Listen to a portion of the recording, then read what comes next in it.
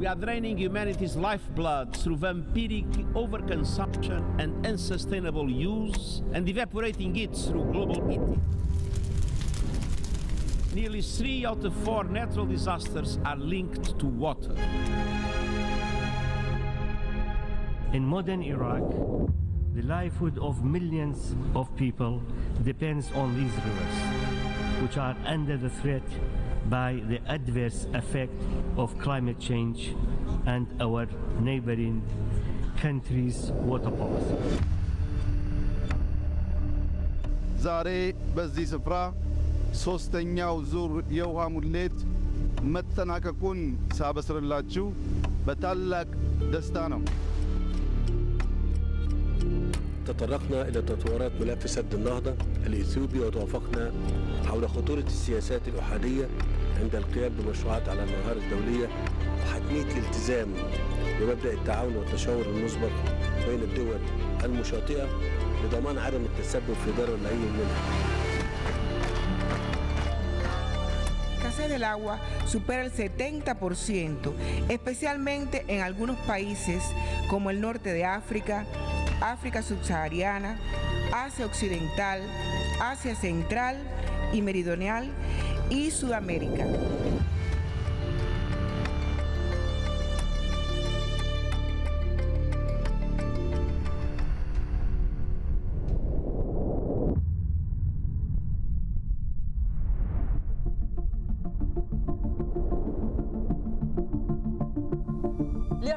Durante décadas, el oro negro encendió conflictos y guerras en el mapa mundial, controló políticas estratégicas, sumó a algunos pueblos en la dicha y dejó a otros cautivos en la indigencia, la pobreza y el subdesarrollo. Pero, ¿alguna vez has pensado en las luchas que podría causar la necesidad y la escasez de oro azul? Es el agua y su escasez puede significar una muerte lenta. Cuando está contaminada produce enfermedades. Sin embargo, cuando hay abundancia, hay vida, hay riqueza y hay continuidad para los pueblos. En definitiva, el agua puede ser un recurso causante de guerras en el futuro. El agua, la guerra inevitable, en un nuevo episodio de Verdades. Alamel Yanub.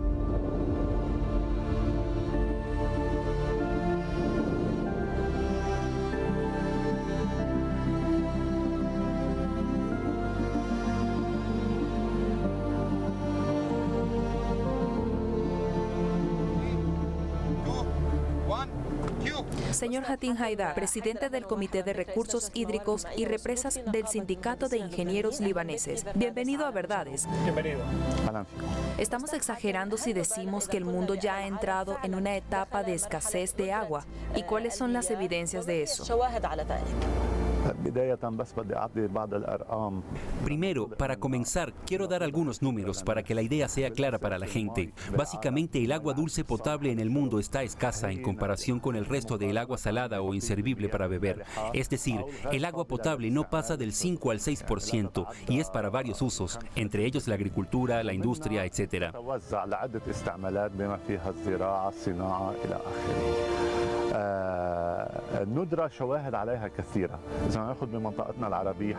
Las evidencias de la escasez son muchas. Si queremos abarcar nuestra región árabe, tomemos como un ejemplo simple el suministro de agua de los habitantes en el Líbano. Hace 10 o 15 años, el suministro per cápita superó los 1000 metros cúbicos por año por persona. Y esta cifra es una referencia para nosotros. 1000 metros cúbicos. Y lo recalco, esta era la disponibilidad, aunque no el total de lo que llega a la persona para el uso. اللي بيوصلوا للاستعمال حاليا مع الزياده السكانيه اللي هي تعدت 6 مليون. Actualmente, con el aumento de la población que superó los 6 millones de personas en el Líbano, en una determinada etapa éramos 3 millones, el suministro per cápita en el Líbano no superó los 800 a 900 metros, lo que significa que estábamos en el límite permisible. Actualmente, con el aumento de la población, ya que somos 2 veces más, significa que tenemos alrededor de 6 millones de personas en el Líbano y hemos alcanzado sobrepasado los límites de 300 metros cúbicos por año.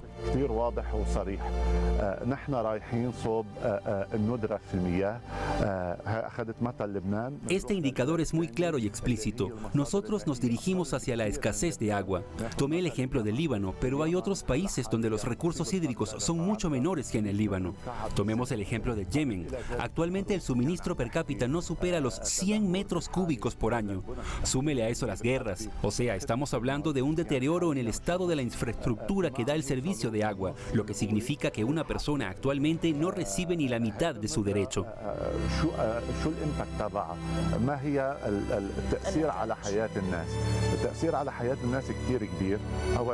¿Cuál es el impacto de esta escasez en la vida de las personas? Su impacto en la vida de las personas es muy grande.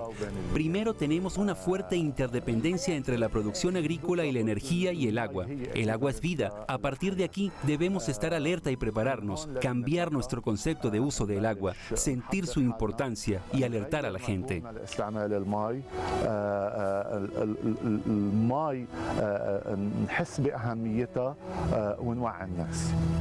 Señor Hatem, fíjese, según su opinión, ¿cuáles son las causas que originan la escasez de agua ahorita en todo el mundo? ¿Será por caos en el consumo? ¿Será por motivos de monopolio sobre este sector por parte de algunas fuerzas?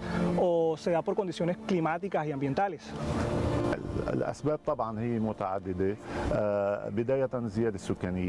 Las razones son múltiples. Por supuesto, comenzamos con el aumento de la población, el uso incorrecto del agua. Quiero decir, no hay equilibrio entre los usos. Tenemos evidencia del uso de la producción agrícola, que en algunos países supera el 90%. ¿Por qué? Porque todavía estamos utilizando métodos ineficientes, lo que lleva a la pérdida de este recurso vital. Además de ese uso ineficiente, el aumento de la población, los conflictos políticos y el control de algunos países sobre las fuentes, lo que lleva a la falta de acceso al agua a otros países.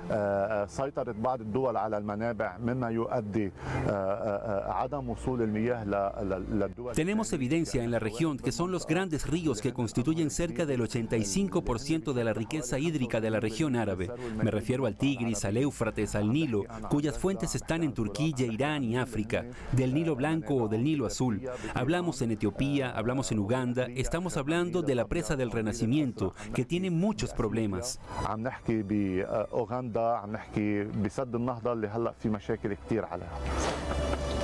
Fíjese, señor Hatem, mientras varios países del mundo del sur gozan de buena distribución de agua, otros también padecen de su escasez. ¿No es así, Maya? El país más rico y más pobre en agua del mundo del sur, en el segmento En el Mapa.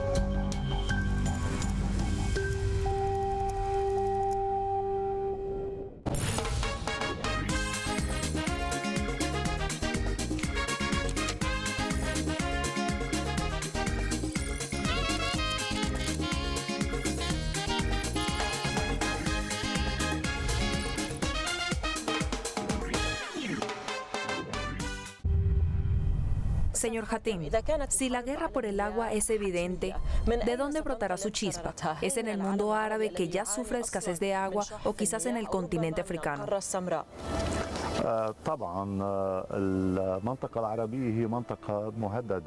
Por supuesto, la región árabe está amenazada por una guerra sobre el agua y podemos decir que ha comenzado. El conflicto es claro entre Egipto y el país donde nace el Nilo, es decir, Etiopía. Después de la construcción de la presa del Renacimiento, la cuenca del Nilo se reguló para el uso del agua en ella, pero no se implementó según lo acordado, lo que generó un conflicto y un problema entre Egipto y Sudán, es decir, los países que reciben el agua de la fuente junto con Etiopía.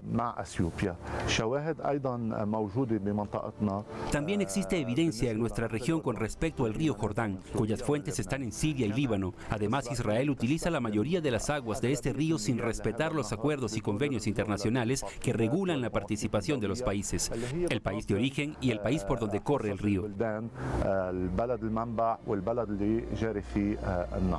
Por supuesto, yo digo que la guerra empezó sus señales en el Nilo y en el Éufrates, entre Turquía e Irán. Y si no llega Irak a un acuerdo con Turquía, vamos a una crisis muy grande en el tema del agua en Irak, porque sabemos que Irak depende 100% del Tigris y el Éufrates. Estas dos fuentes, si no están reguladas y no se firma un acuerdo con Turquía, seguro que Irak tendrá una crisis. Será una crisis de agua, una crisis de vida, una crisis agrícola, una crisis de producción y una crisis industrial.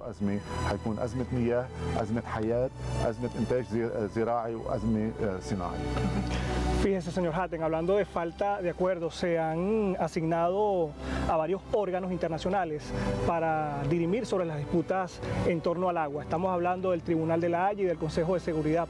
¿Usted cree que estos organismos, tanto el Tribunal de la Haya como el Consejo de Seguridad, serán suficientes para que en un futuro se pueda evitar una guerra por el agua?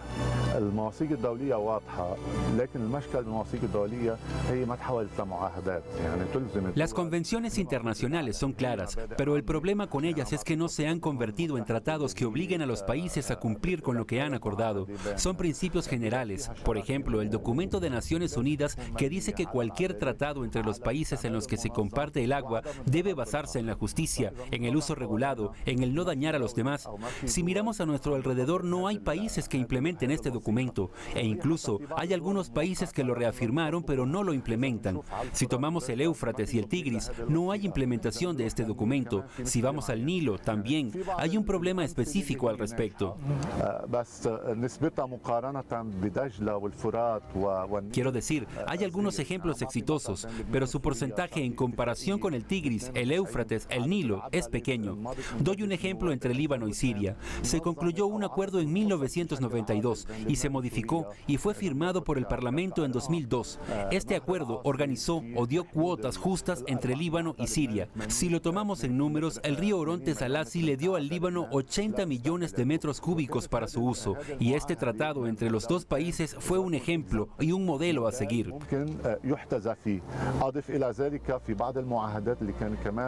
Además de eso, hay algunos tratados excelentes e incluso exitosos entre algunos países, como entre Jordania y Siria. Los usos de las aguas subterráneas. Toda la historia se remonta a cómo concluimos un acuerdo entre países. Los países respetan sus cuotas, como indican los tratados internacionales de Naciones Unidas.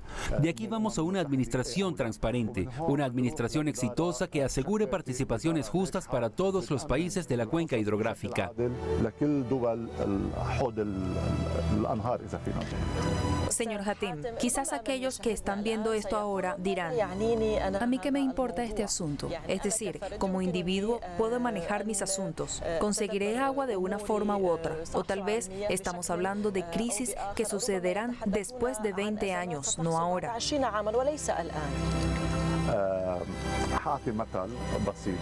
Daré un ejemplo simple. Asumo que no tengo agua. Esto quiere decir que no puedo beber, quiere decir que no puedo ducharme o vivir una vida de lujo. No puedo lavar verduras o alimentos de una manera que sea higiénica. Entonces tengo un problema en mi casa. Asumiré también que está bien. Yo tengo agua y puedo resolver mi problema. Si vamos a hablar de un ámbito más amplio, que es el país o la región en la que vivo, no hay agua, lo que significa que no hay agricultura. agricultura, lo que significa que no hay producción agrícola y no puedo comer. No hay producción industrial, lo que significa que no puedo administrar mis asuntos. No hay un manejo adecuado del agua, lo que significa que hay contaminación en la fuente de donde beber. Entonces, no podemos vivir sin agua, no podemos vivir sin administrar estos recursos donde el impacto es directo en nuestras vidas.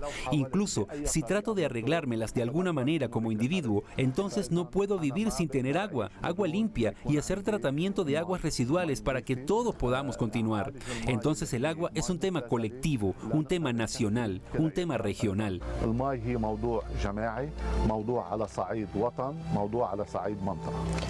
Es una cuestión de vida o muerte. Y como mencionó, es muy importante que el agua esté limpia. Mientras estamos hablando ahora, cada minuto mueren 15 personas en el mundo.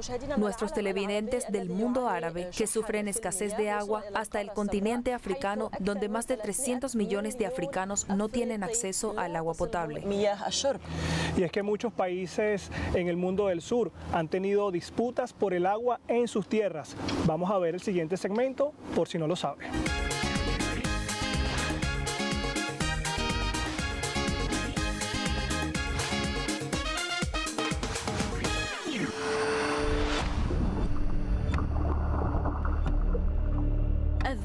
El oro azul, fuente de vida y de conflictos al mismo tiempo.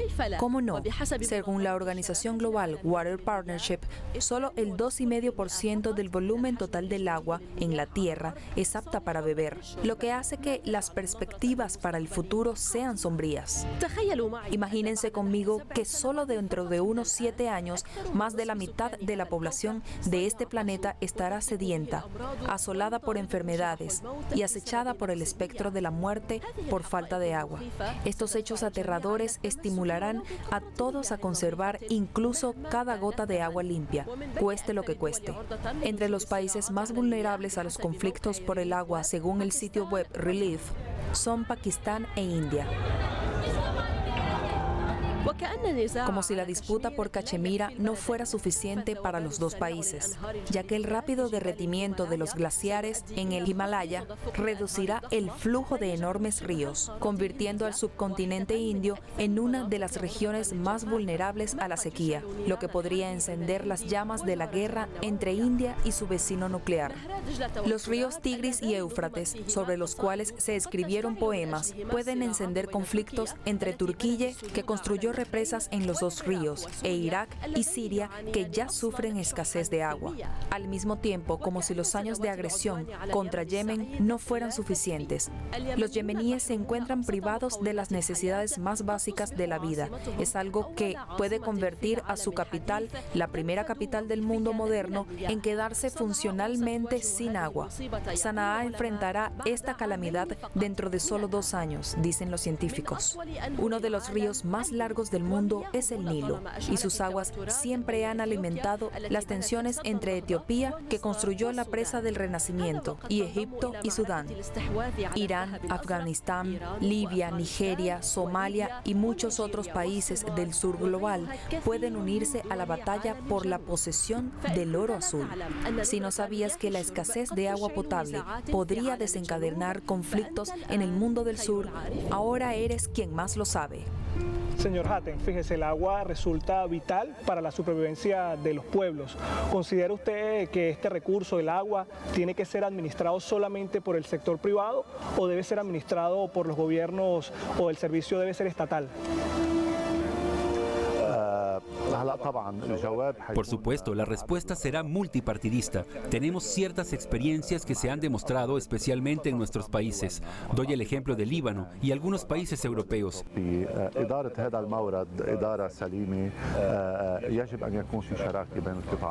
La gestión adecuada de este recurso debe ser una asociación entre los sectores público y privado.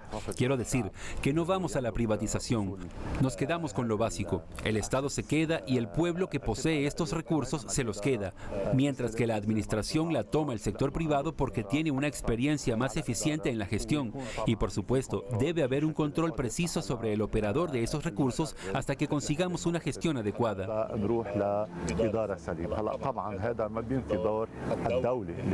Por supuesto, esto no niega el papel del Estado, que ve la administración de manera integral a nivel de país, que su objetivo es lograr un equilibrio entre los diversos sectores que están estrechamente relacionados con el agua.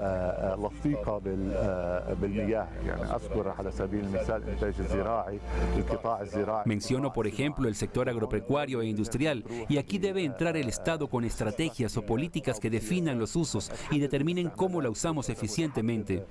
Por ejemplo, para producir papa, para regar los llanos, para no afectar los usos domésticos y el uso del agua potable en relación con el agua.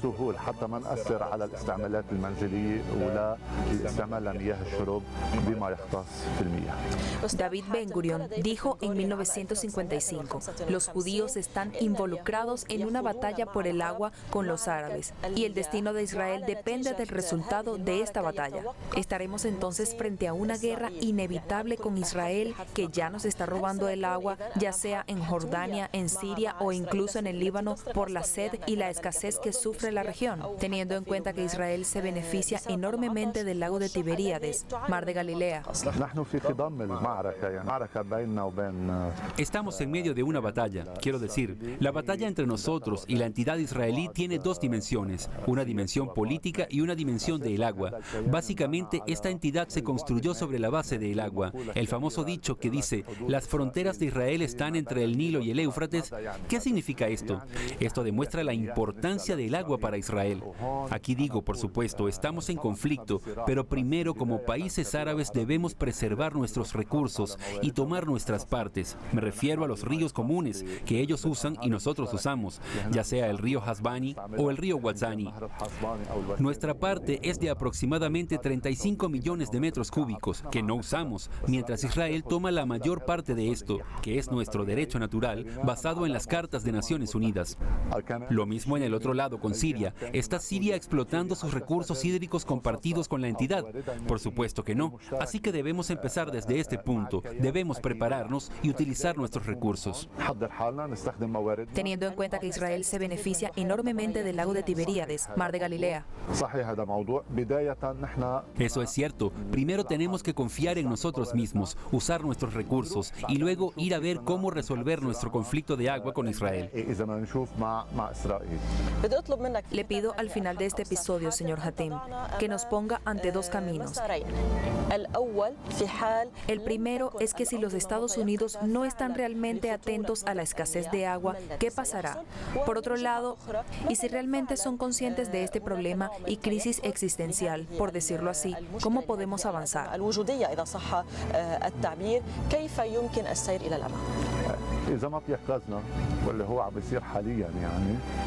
Si no nos despertamos, y esto es lo que está pasando ahora, seguirán enfermedades, cólera y otras que también sufrimos desde hace poco tiempo, porque no tratamos al agua, no tenemos plantas de tratamiento, no hay buenos sistemas de alcantarillado, lo que significa que tenemos una cantidad que solo usamos para riego y contaminamos lo que hay.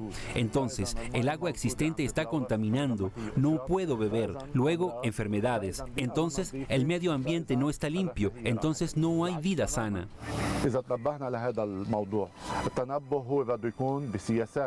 Todo lo contrario, si ponemos atención a este tema, a las políticas y estrategias a nivel nacional y a nivel de recursos compartidos, firmamos acuerdos basados en cartas de Naciones Unidas para tomar nuestras cuotas, hacer el mejor uso de ellas y asegurar agua para beber, agua para que podamos vivir bien, agua para que podamos producir productos agrícolas, comer y vivir. Fíjense, señor Hatem, ya hay alternativas para el uso de energías renovables al petróleo. Estamos hablando de la energía solar, de la energía eólica. ¿Habrá alguna alternativa para el uso del agua? Realmente no hay alternativa. Ahora, por supuesto, tenemos producción de agua por métodos no tradicionales, que es la desalinización del agua del mar. Es agua que convertimos de agua salada a agua dulce. Y tenemos aguas residuales que estamos tratando de manera de hacerla potable.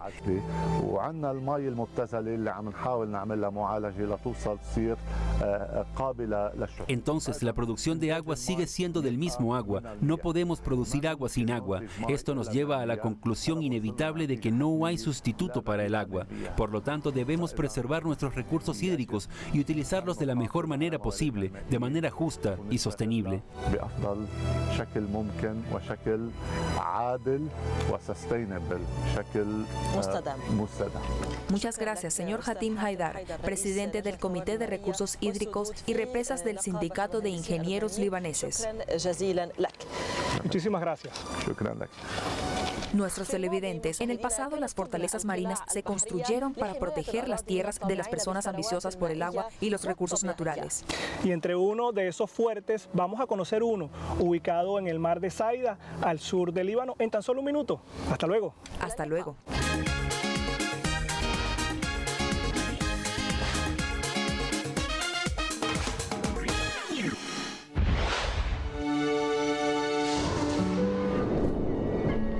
Estamos frente a las ruinas más importantes del sur del Líbano y también uno de los castillos más antiguos de este país maya.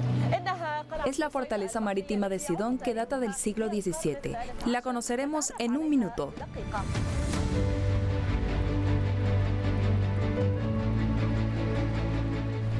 Uno de los monumentos más importantes del Líbano está ubicado en la ciudad de Sidón, en el sur del país. Fue construido por los europeos con el objetivo de protección y suministro. Durante sus cruzadas contra el Oriente en el siglo XIII, fue construido sobre una roca que fue el sitio de un templo fenicio. Está conectado con la tierra por un puente sobre enormes pilares. Consta de 2 torres defensivas, unidas por una muralla. Sus columnas fueron construidas con las piedras de los edificios romanos vecinos. Tuvo algunas modificaciones en épocas posteriores, un testigo de la historia del Líbano y una parada imprescindible para los turistas.